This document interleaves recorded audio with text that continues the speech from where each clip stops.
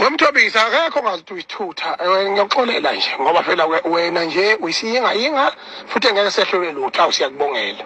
Kodwa umuntu mangabe ehlelwe into emehlele ikakhulukazi enkulu njengale enqawo umjuluko kababa yiwona wangilethe emhlabeni ngoba ukuba wavela wayilalela ngabe kangikho wakhuthala kangalala ubusuku bonke efollow mina. Ngakho ke ibalekile indaba yokuthi ukuphila kwethu sikwazisi. Ngihlulwa umcineka ngimfusekisa every day kodwa uyakwazi ukwahlukanisa amasinenkomasi.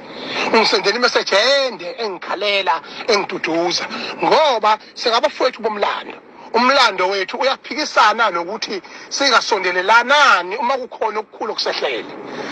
Kodwa ake wena ke ulungile siyakubongela ngoba ukwehlelwa lutho uyohlala ukuhamba kahle ukuganwa ukwenzelwa lutho nje uyohlala ukuhamba kahle nje lapho enhlane ebhishi. Into engishoyo ke mina ukuthi umuntu ongiduma sekunabo bonke ukhathide ngobe umfowethu weqiniso futhi sazana naye busizweni akukho okungehlela ukhathide ngingasondeli.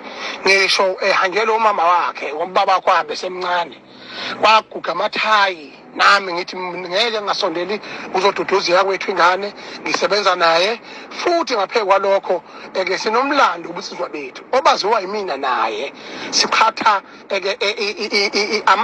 ngamaviyo sihola insizwa eNingizimu Afrika sihlabana. Ngakho ke umuntu onjalo njengoba ngasho ngathi mina ngeke ngingashwe ngeke kungidumazile ungatholi ngisho ucingo oluvela kuye angabi nendaba. Lokho kuconfirm ubuthutha kuye ukuthi uyisithutha ngoba uyakwazi ukuthi utotobe uwumuntu makukumpintshile kumpintshele kodwa usumenelisile ngamazwi lowo muntu loyo ngoba uyazi ukuthi ukulindele lokho ukuthi ukwenze. Baningi abantu asingaphilanga nabo njengane sibathole ngendlela kodwa bagijime bagamanxa ngayo zonke indlela begadla bezongiduduzela bengikhalisa. Kodwa laba abayinsika yami abangazi ngenazo ezinza zaze zampunga abebengekho hawu khathide umfoka ngobe ngiyadumala kakhulu.